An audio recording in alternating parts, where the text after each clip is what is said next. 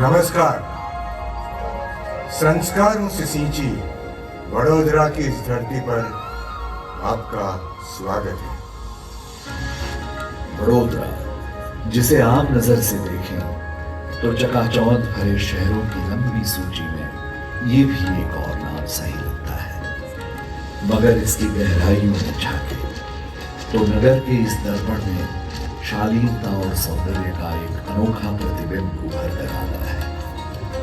समृद्धि की होड़ में लगे शहरों के बीच अलग रफ्तार से चलता ये महान नगर अपने हर अंश में जीवन के नए आयामों को दर्शाता है। फिर चाहे वो सूर सागर में इसकी धड़कन का वास हो या विश्वामित्री की धाराओं में इसका मधुर आलाप, लक्ष्मी विलास के झरोखों से झांकता वैभव हो या खंडेराव के बाजारों में इसका कोलाहल, रास मेलों में बिखरी मुस्कानों और विश्व स्तरीय उद्यमों के इसके कौशल के बीच वडोदरा की हवा में एक संवाद हमेशा गूंजता रहता है, और वो है संस्कार। संस्कार जो इस नगर को अपनी अलग पहचान दिलाते हैं, संस्कार जो इसके हर बसने वाले को सद्भाव का प्रतीक बनाते हैं। आज इस भूमि पर जहां नजर डालें वहीं से समृद्धि और सत्कार के समुचित दृश्य का आभास होता है। शायद यही कारण है कि वर्षों से महर्षि अरविंदो, स्वामी विवेकानंद और डॉक्टर आंबेडकर जैसी विश्वविख्यात हस्तियां इस नगर के मोहद्वार पर खींची चली आती है। इस शहर का भविष्य आज जितना प्रगतिशील नजर आता है, उतना ही मोहित करने वाला इसका स्वर्णिम इतिहास भी है। पर ऊंची इमारतों और राजमहलों की जगमगाहट के पीछे वडोदरा के उद्गम का महाकाव्य अक्सर इसके देखने वालों की नजर से ओझल ही रहता है। इसीलिए आज वडोदरा म्यूजियम का यह अग्रभाग इस नगर के आख्यानों को लिए खड़ा आपका अभिवादन करता है। समय के गर्त में उतरकर यह अभूतपूर्व संग्रहालय वडोदरा के अतीत गौरव का ऐसा वर्णन करेगा जिसका स्मृति संगीत एक लंबे समय तक आपके कानों में गूंजता रहेगा। यूं तो वडोदरा में मानव अस्तित्व का प्रमाण प्रागैतिहासिक काल से ही मिल जाता है, पर इसकी अतीत गाथा की शुरुआत होती है 5वीं शताब्दी से, जब वट वृक्षों की मंगल छाया तले एक नए नगर का अंकुर यहां फूट रहा था।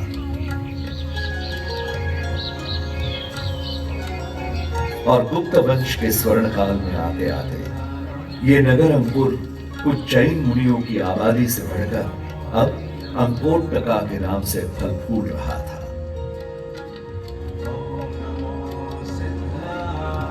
जैन धर्म का मुख्य केंद्र रहे इस पुरातत्व नगर की महिमा को धरती के गर्भ से मिले 68 कांस्य चित्रों में आज भी महसूस किया जा सकता है।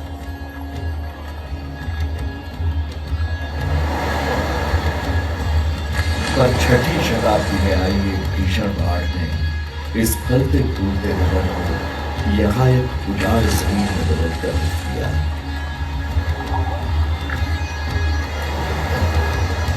प्रकृति की त्रासदी के बीच मंदिरों का कीर्तन माधुर्य भी अब शोकाकुल के शोर में बदल चुका था।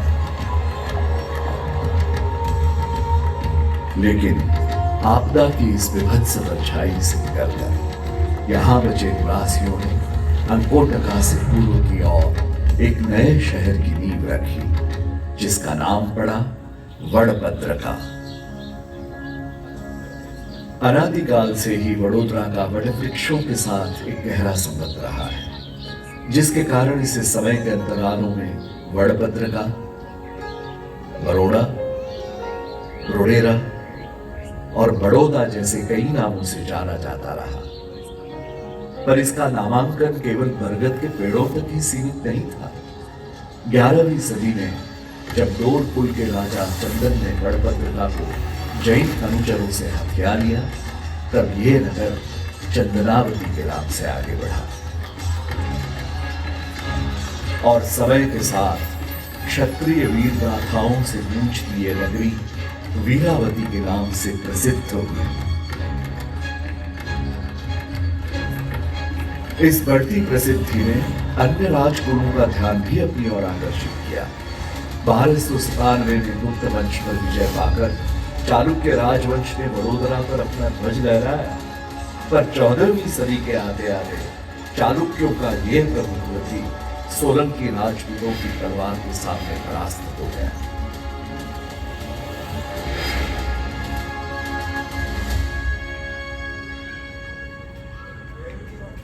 तेरहवीं और 14वीं शताब्दियों के दौरान वडोदरा ने एक के बाद एक कई शासनों का तख्ता पलट देखा। सोलंकियों को दिल्ली के सुल्तानों ने परास्त किया और दिल्ली सल्तनत से मुगल शासकों ने सत्ता की बागडोर अपने हाथ में ली। अराजकता के इस विकट परिवेश में भी वडोदरा बड़ी खड़ा रहा।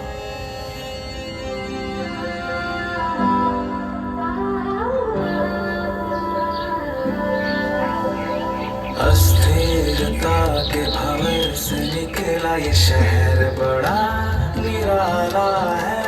खुद ही बनता खुद ही संवरता पग पग बढ़ने वाला है। इसकी रोक ना कोई राह, ये तो अपनी ही धुन मत वाला है। कोई मुश्किल इसको क्या तोड़ेगी, ये तो खुद साहस का रखवाला है।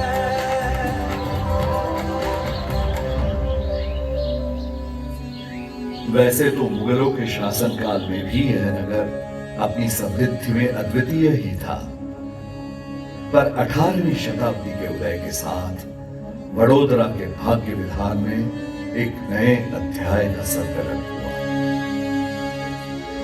यह समय था जब मुगल सल्तनत की जड़ों को कमजोर होता देखकर सेनापति खंडेराव दाभाड़े ने गुजरात पर चढ़ाई की और उनके अधीनस्थ पिलाजीराव गायकवाड़ ने 1721 में वडोदरा पर अपनी सत्ता स्थापित की। लेकिन समय चक्र के साथ साथ गायकवाड़ कुल का प्रभुत्व वडोदरा और उसके आसपास के प्रांतों पर बढ़ता चला गया और महाराजा पिलाजीराव के तीसरे पुत्र दामाजीराव गायकवाड़ वडोदरा राज्य के प्रथम शासक बने। 19वीं सदी के मध्य तक वडोदरा राज्य की सीमाएं 1000 वर्ग किलोमीटर के विस्तार में फैल चुकी थी, जिनमें वर्तमान गुजरात के कड़ी, नवसारी, अमरेली, कोडीना और ओखा मंडल जैसे क्षेत्र शामिल थे। लेकिन राज्य के प्रशासनिक स्वर्ण काल का आरंभ महाराजा सयाजीराव तृतीय के शासन के साथ हुआ। 11 मार्च 1863 को गोपाल राव के नाम से जन्मे श्री सयाजीराव श्रीमंत काशीराव गायकवाड़ और उमाबाई के दूसरे पुत्र थे। उनका शुरुआती जीवन नासिक के एक छोटे से गांव कुलवाने में बीता था, मगर नियति ने गोपाल राव के लिए कुछ और ही तय कर रखा था।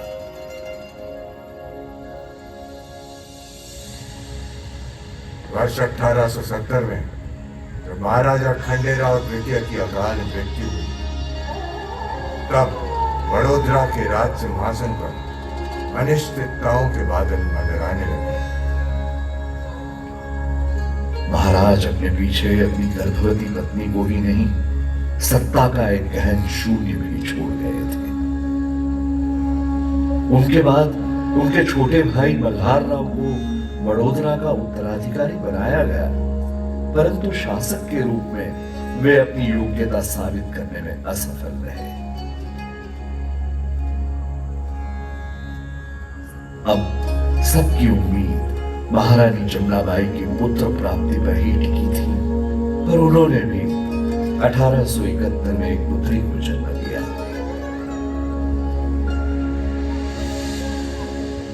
शासक के अभाव में एक बार फिर महारानी जमुनाबाई के सामने अनिश्चितताओं का वही प्रश्न खड़ा हुआ, पर इस बार राज्य के योग्य उत्तराधिकारी को खोजने का काम अपने ही हाथों में लिया। उन्होंने विभिन्न भूभागों से गायकवाड़ वंश के प्रतिनिधियों को राज्य में आमंत्रित किया, जिस पर श्रीमंत काशीराव भी अपने 3 पुत्र आनंदराव, गोपालराव और संपतराव के साथ 600 किलोमीटर का सफर तय कर वहां उपस्थित हुए। श्रीमंत काशीराव पिलाजीराव गायकवाड़ के प्रत्यक्ष वंशज थे और उनके तीनों पुत्र भी महारानी द्वारा निर्धारित किए गए मापदंडों को पूरा करते थे। बड़ोदरा राज्य के उचित उत्तराधिकारी के चयन के लिए महारानी जमुनाबाई ने तीनों युवकों से एक ही प्रश्न पूछा। आप यहाँ क्यों आए हो? मैं यहाँ पढ़ लिख कर बड़ा आदमी बनने आया हूँ। ठीक है। मैं यहाँ राजा बनने आया हूँ। अच्छा। 12 साल के बालक से विश्वास भरे उन शब्दों को सुनकर महारानी जमुनाबाई की गहन खोज समाप्त हुई और श्रीमंत गोपालराव को गोद लेकर उन्होंने उन्हें सयाजीराव गायकवाड़ के नाम से प्रतिष्ठित कर दिया। महाराज घोषित होते ही सयाजीराव के शासनिक प्रशिक्षण की शुरुआत हुई और शिक्षा तथा कौशल के कठिन प्रवाह से गुजरकर उन्होंने खुद को एक योग्य शासक के रूप में उभारा। शासन पर संपूर्ण अधिकार प्राप्त होते ही उन्होंने सबसे पहले मल्हारराव के शासन में हुए नुकसान की भरपाई की, जिसके लिए उन्होंने राज्य में नए व्यापारों और उद्यमों को प्रोत्साहन दिया। अपनी प्रजा के कल्याण के लिए उन्होंने राज्य में कई प्रशासनिक सुधार किए, जिनमें पेयजल व सिंचाई के लिए जल संग्रहों का निर्माण और बैंक ऑफ बड़ौदा तथा बड़ौदा धारा सभा जैसे महत्वपूर्ण संस्थानों का निर्माण शामिल था। उनके हाथों ही जमुनाबाई अस्पताल और सयाजी बाग जैसी कई सार्वजनिक सुविधाओं की स्थापना हुई और बड़ोदरा के वास्तु ऐश्वर्य का अलंकार लक्ष्मी विलास भवन भी उन्हीं के शासनकाल में बनाया गया। उनके शासन में ही राज्य का सबसे पहला रेल मार्ग तथा अंतरराष्ट्रीय स्तर का ओखा बंदरगाह बना और बड़ौदा एविएशन की शुरुआत के साथ महाराजा सयाजीराव ने भारत में सबसे पहले निजीकरण की शुरुआत की। महाराजा सयाजीराव न केवल एक योग्य शासक थे, बल्कि एक उत्तम समाज सुधारक भी थे। उनके राज में बाल विवाह और छुआछूत जैसी कुरीतियां बीते कल की बात हो चुकी। पर जिस कार्य के लिए उनका नाम आज पूरे विश्व में सम्मान से लिया जाता है, वो है शिक्षा में उनके द्वारा किए गए सुधार। उन्होंने 1881 में बड़ौदा कॉलेज की स्थापना की और महिलाओं के लिए पाठशालाएं भी बनवाई। भारत में 3500 से अधिक शिक्षण संस्थानों को वे वार्षिक निधि भेजा करते थे और प्रतिभाशाली छात्रों को छात्रवृत्ति भी प्रदान किया करते थे। कला को शिक्षा का अभिन्न हिस्सा मानने वाले महाराजा सयाजीराव ने ही शास्त्रीय संगीत के लिए राज्य में संगीत कॉलेज की स्थापना की।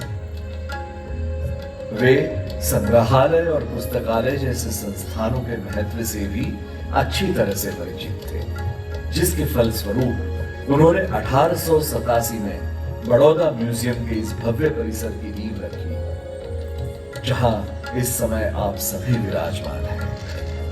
इंडो सरसैनिक शैली में निर्मित यह संग्रहालय कला के प्रति उनकी गहरी समझ को दर्शाता है। महाराजा सयाजीराव भारत के स्वतंत्रता संग्राम के प्रमुख समर्थकों में से भी थे। कई प्रसिद्ध राष्ट्रीय नेताओं के साथ उनके घनिष्ठ संबंध थे और वे प्रत्यक्ष या अप्रत्यक्ष रूप से कई स्वतंत्रता सेनानियों की सहायता भी किया करते थे। उन्होंने ही श्री दादा भाई नौरोजी और श्याम जी कृष्ण वर्मा जैसे वरिष्ठ नेताओं को आर्थिक सहायता भी प्रदान की थी। भारत भूमि पर अंग्रेजी हुकूमत को अस्वीकार करते हुए उन्होंने दिल्ली के ऐतिहासिक दरबार में पंचम जॉर्ज के सामने झुकने से भी इनकार कर दिया था। लेकिन इसके बावजूद ब्रिटिश सरकार द्वारा 21 तोपों की सलामी के बाद 3 देशी राज्यों में वडोदरा का नाम सबसे आगे था। अपनी प्रगतिशील सोच और सरल आचरण के कारण महाराजा सयाजीराव ने न केवल वडोदरा की प्रजा पर राज किया, बल्कि उनके मन में अपनी अप्रतिम छवि भी बनाई। समृद्धि और सांस्कृतिक गुणवत्ता से सजे वडोदरा की नींव रख उन्होंने एक आदर्श राज्य की परिकल्पना की थी, जिसे यहाँ के सदाचारी लोगों ने न केवल साकार किया बल्कि एक नए आयाम तक भी पहुंचाया।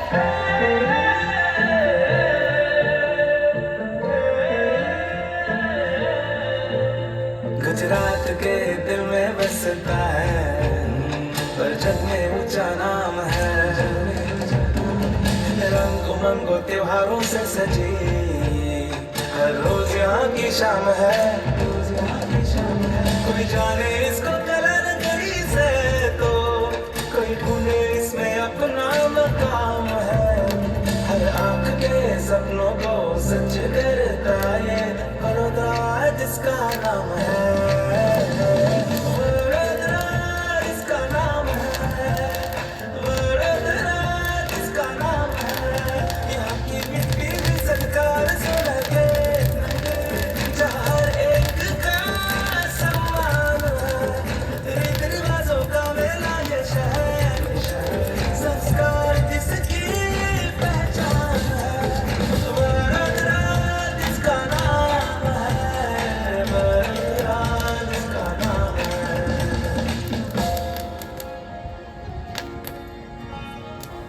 सद्भाव से सराबोर इस संस्कारी नगरी को महर्षि अरविंदो ने 13 वर्षों के लिए अपनी कर्मभूमि बनाया और इस नगर की कीर्ति ने राजा रवि वर्मा की कला को भी एक नई ऊंचाई प्रदान की।